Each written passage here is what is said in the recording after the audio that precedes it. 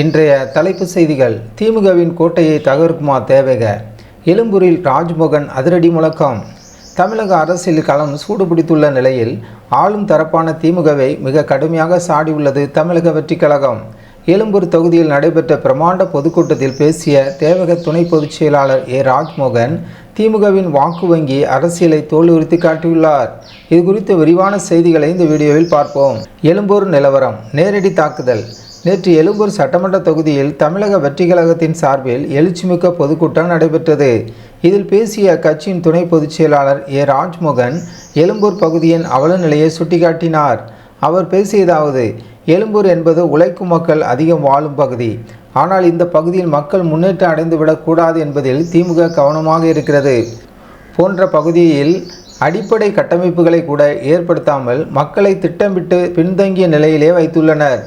ஏழை மக்களை வெறும் ஓட்டு இயந்திரங்களாக மட்டுமே திமுக கருதுகிறது என மிக கடுமையான குற்றச்சாட்டுகளை முன்வைத்தார். திமுகவின் கூட்டணி பயம். தொடர்ந்து பேசிய ராஜ்மோகன் திமுகவின் கூட்டணி குறித்து பேசுகையில் அச்சம் என்ற வார்த்தையை அழுத்தி பயன்படுத்தினார். தமிழக வெற்றி கழகத்திற்கு பெருகி வரும் மக்கள் ஆதரவை பார்த்து திமுக தலைமை மிரண்டு போயுள்ளது. தனியாக நின்றால் வெற்றி பெற முடியாது என்ற பயத்தால் தான் தேவையற்ற கூட்டணிகளை சேர்த்து கொண்டு விளம்பர வெளிச்சத்தில் முதல்வர் வாழ்ந்து வருகிறார். மேலும் கூட்டணி பலத்தை விட மக்களின் பலமே பெரியது என்பதையும் வரும் தேர்தலில் கூட்டணி கணக்குகள் அனைத்தும் தவிடு பொடியாகும் என்பதையும் அவர் திட்டவட்டமாக கூறினார். தேவகவின் லக்கு. மக்களாட்சி இந்த கூட்டத்தின் முக்கிய சாம்ராஜ்யமாக பார்க்கப்படுகிறது.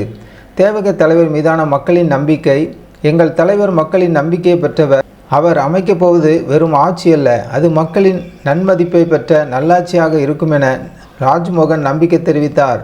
திமுகவின் நீண்டகால கோட்டையாக கருதப்படும் பகுதிகளில் தேவக கால் பதிப்பது தமிழக அரசியலில் ஒரு புதிய மாற்றத்திற்கான அறிகுறியாகவே அரசியல் விமர்சகர்களால் பார்க்கப்படுகிறது.